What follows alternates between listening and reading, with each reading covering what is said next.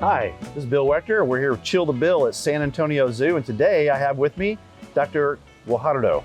He's a thoracic surgeon, and so today we're going to talk a little bit about what that means. Dr. Guajardo, did you know that flamingos do not have a diaphragm, and instead they breathe through something with a keel that makes their body act like a bellows, and air goes in and out, and unlike humans, the air goes into the bloodstream on both inspiration and expiration. I did not know that, Bill. That's pretty interesting.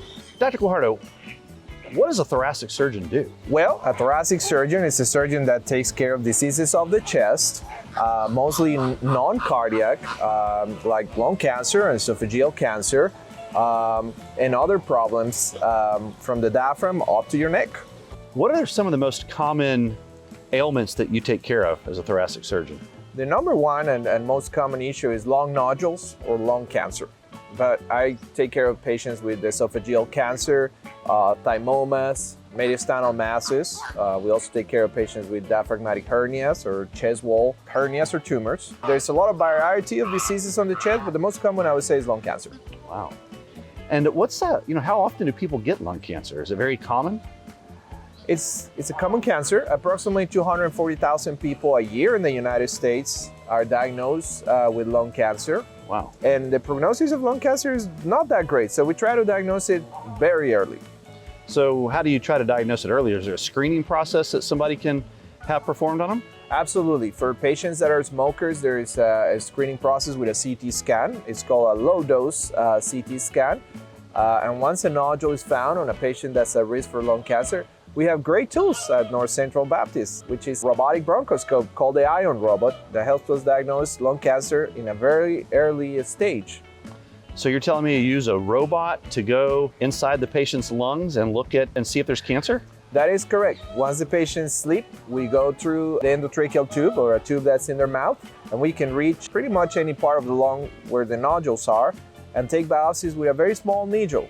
So the patient has very little risk of having any problems. What happens if you find cancer? So if that's the only part of the lung that has the cancer, during the same anesthetic, we can actually treat the patient and offer them a surgical resection with another robot through the chest. Dr. Guajardo, what are some of the signs and symptoms of lung cancer? So lung cancer, for the most part, patients are asymptomatic, and that's one of the biggest problems we have. That's why people come in when the disease is at an advanced stage.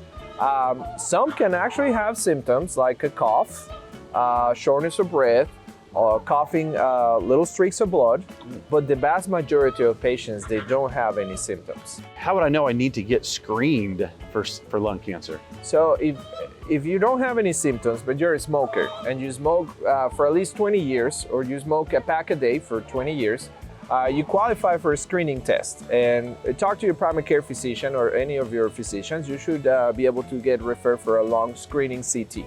So when you have a patient that has lung cancer, is it just you that treats the patient, or are there other physicians that are involved in the care? That's a great question, Bill. So it's a multidisciplinary approach where we have oncologists, we have radiation oncologists, we have pulmonologists, thoracic surgeons, and between all of us decide what is the best treatment that these patients can possibly have based on their staging. Wow. So it's a lot of people involved taking care of somebody with lung cancer. It's a lot of work, but it's a very tough disease to take care of, so we want the brightest people to take care of them. What happens? What does the patient do next? So the patient actually doesn't have to worry about making all these appointments and doing all these follow-ups. We have a cancer navigator and a lung nodule navigator, which is a nurse that specializes in oncology and following up with these patients, making sure each doctor has a follow-up for the patient and that the patient does not get lost in the process, as it's complicated and there's a lot of new things for the patient. So we want it to be so simple for the patient that a phone call to the navigator will solve any issues. Well, Dr. Guajardo, I'd like to thank you for coming today on Chill with Bill at San Antonio Zoo. It's been a pleasure learning about a thoracic surgeon and what you do and how to take care of patients, and in particular screening them so we can get them care early. Thank you, Bill. I think I learned a lot about flamingos.